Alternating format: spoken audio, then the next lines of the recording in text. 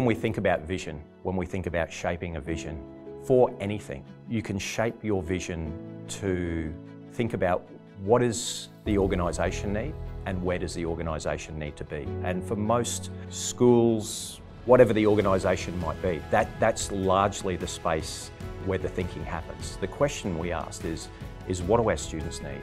Where do our students want to be? How does the vision serve them? So we felt like it was time to change the narrative. And instead of saying, how can a student best fit into the education system? Or how can a student best fit into Arethusa? We said, how do we best fit into serving and meeting the needs of that one individual student? And if that's what we're trying to do, then we need some words and some values that clear a pathway for them. And we came up with this concept of saying, of believe, expect, celebrate.